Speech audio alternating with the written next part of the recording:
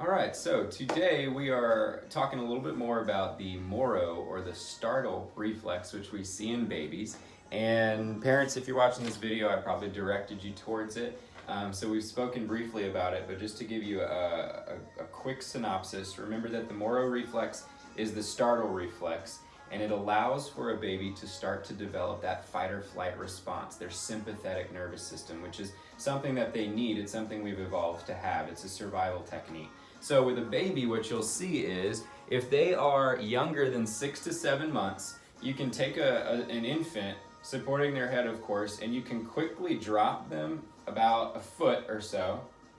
And what you'll see is their arms will do something like this, and they'll probably blink their eyes a couple times. You might notice that the pupils dilate, and they take a couple of quick short breaths, like this, and then a couple seconds later they realize what happened, they think they've been traumatized, and they start busting out crying. So this is a totally normal reflex. It's a survival technique, but once you get to about 6 to 7 months, it should totally disappear. And so if a kid or an adult, I've seen adults even into their 50s with a dormant startle reflex or Moro reflex, that can create all kinds of neurological problems. And so common symptoms that we're going to see is a kid or somebody who gets really anxious or tired, because if you're constantly stimulating your stress response all day from totally non-harmful things that you might be picking up on, that's going to make you very fatigued or tired. You might have a kid who's disruptive because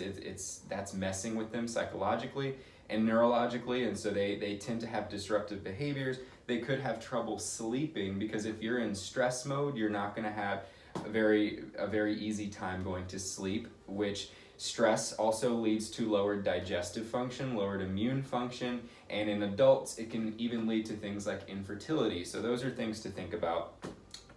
You're going to see a sensitivity to light and sound, as well as attention issues. So ADHD is rampant right now, especially among kids, and a lot of parents are starting to get fed up with just let's mask the symptoms with a pill, especially when that pill is very similar to crystal meth. So let's not give that to kids. Let's figure out neurologically why this isn't working. So if you think about it, what stimulates this reflex is quick movements that their vestibular system or their equilibrium will pick up on. It will put them into fight or flight. Or if something quickly moves into their visual field, or if they hear a sound like a large or a high-pitched or a loud or a sharp sound very quickly, anything moving quickly in either visual or auditory, as well as quick movements of the head and neck, will initiate this response. So think about this in a school setting for a kid. Somebody drops a pencil or a pen, they immediately turn because that's a visual and an auditory stimulus. Somebody sharpens a pencil, right? They stick their pencil in the sharpener, immediately the kid goes into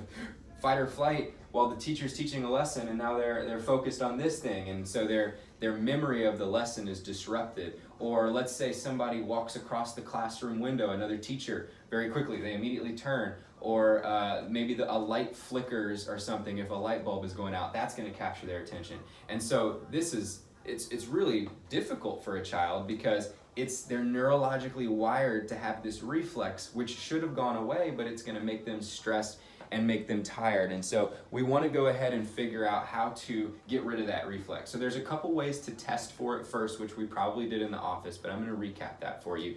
There's 2 vestibular tests. So the first one we're going to do is, Kelly, could you stand up for me and face the wall away from you? And you're going to bring your hands up into this position here. So Kelly's going to have her hands up in that position, and I'm going to tilt her head back looking up, and she is going to close her eyes, and I'm going to say, I got you, and then I'm going to quickly bring her back like this. Okay? You're good. You can relax. So notice what Kelly did. The normal response, if you don't have this reflex, is to put your arms behind you because you should want to catch yourself if you're falling. But if you still have a Moro reflex, you do what the baby does. Like this. You have the gasp breath, the hands come up, your pupils dilate. You might cry, I don't know, but we don't want that. So if a child or an adult goes up with their hands, or you notice the breath, that would be a positive Moro reflex. The other one we can do is if you face this direction, I'm just going to tilt the head back like this, and you're gonna close your eyes, and I'm gonna do this a couple times.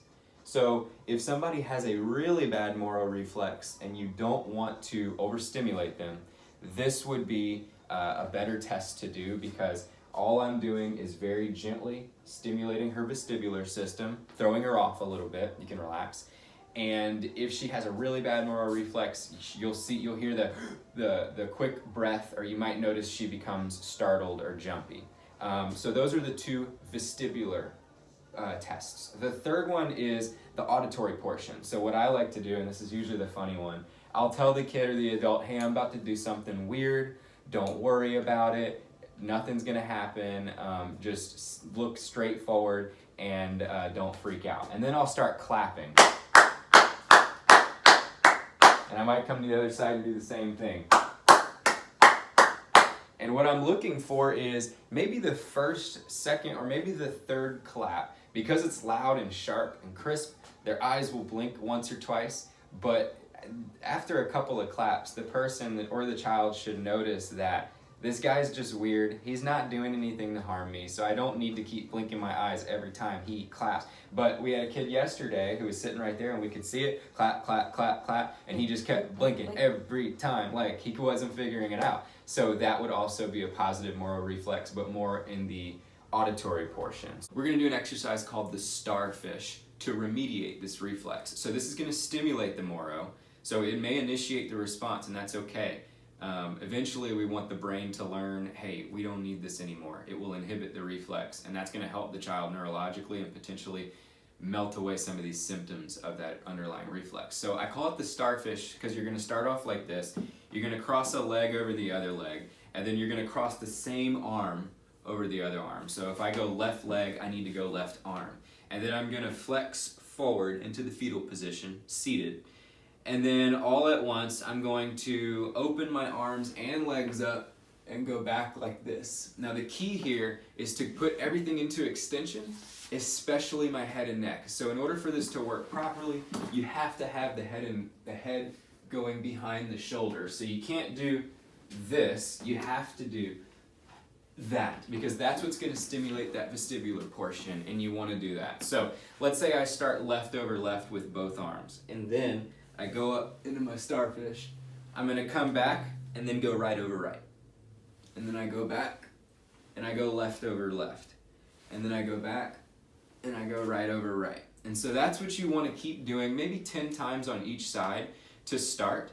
But if you notice that the reflex keeps happening and it's really overwhelming the child or the person, then you just need to stop once they reach that point. You don't want to push them past exhaustion. It's going to traumatize their neurological system chunks, and so eventually they'll work up to it.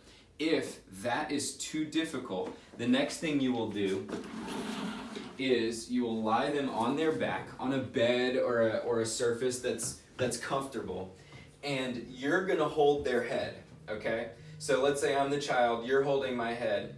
You're going to slowly bring my head back over the table like this, and then you're going to bring my head back up, and then back over the table, and back up. Same exact thing. It's just a much easier, less stimulating way to do it in case the reflex is really bad. And that may help you if the first one is too hard or it overwhelms the child.